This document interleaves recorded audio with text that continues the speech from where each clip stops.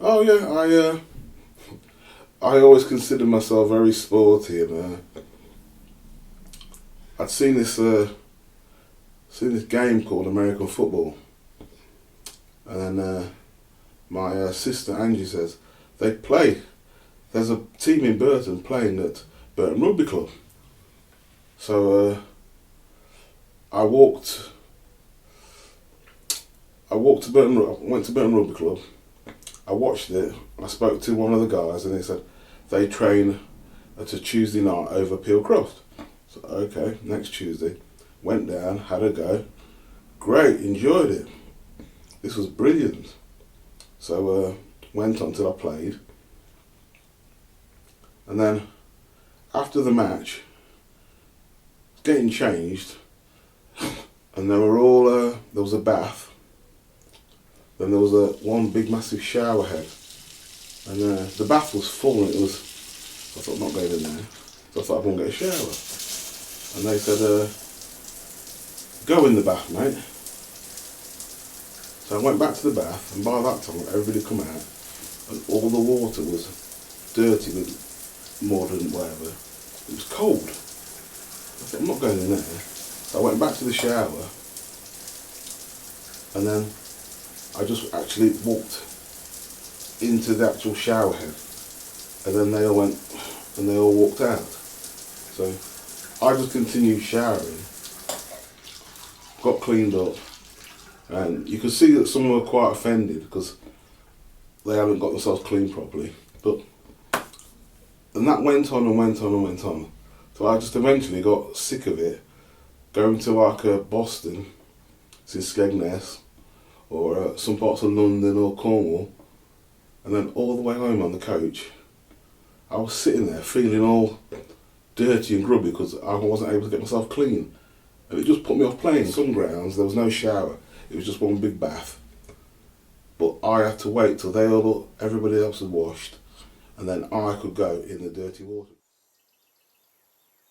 Hello, my name's Nigel Carel, 52 years old, born 1967, born and bred in Burton-on-Trent. My childhood was spent on this Blackpool Street, which used to have Watson Street, which is now where Tesco's is, which was like a rough, nasty street, and we were like a little bit posher, but we were all a bit like the United Nations. It was Brazilian, Italian, a German family, and the English, and then me, West Indian, but we were all one big happy family.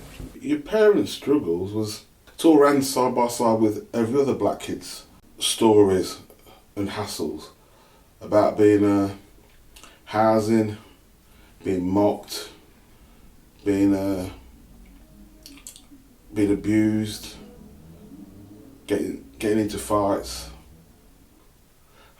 The hassle they first got, being the first black people coming into the country, was different to what the hassle I got at school or growing up. It was a lot harsher, a lot more serious. You know, basically, like at school, you could get a dirty look or go back to where you come from, but it wouldn't escalate any further. School racism or hassle wasn't very bad. Wasn't very bad. Just wasn't an issue, basically.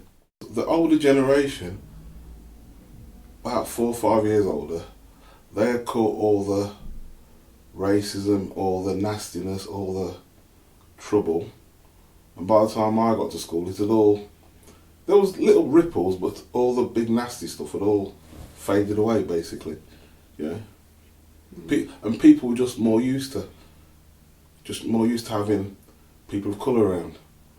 You're always going to get in like the pubs and nightclubs, or people shouting abuse at you as they're driving by in their cars. But overall, it was a multicultural community.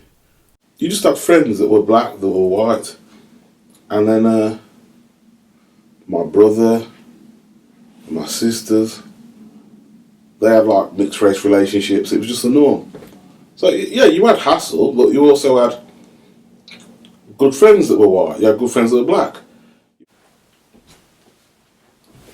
So like now you've gone through it, and looking back at it, you realise that as like a young black lad, there wasn't much representation. So you struggle to find your like identity. Do you get into smoking weed, listen to reggae music, sound systems, become a Rastaman? Do you follow your sporting career, learn a trade, get a job? Or do you get into farts and hassle, not work and want to be a petty criminal? What, you get all these. Do you keep out of like not mixing with the white community, but the black community isn't that big, so you've got to. It's all you're getting pulled in 6, 7, 8 different ways. It's whereas like in London you can do all these things because you've got all the big massive communities and support systems. Whereas in Burton it's you're lost if that makes sense to you. Just I mean you don't really know what your identity is. It's looking back at it, it was really, really awkward, really, really frustrating. Whereas the lad who was very good at rugby, he went all the way to the England judo team, man. Yeah. He had hassles, experiences, yeah. But whereas his older brothers told him, "You're gonna get it. It's just part of being a black lad in England.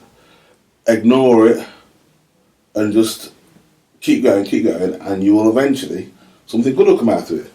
Whereas I just turned my back on it. He stuck with it, and ended up representing England. He went to places like Germany and Portugal and Canada. You know, me, I quit, ended up sitting back here watching television with my mum. Do you know what I mean? You know, that's when you've got that support network, or the family, or the brothers, or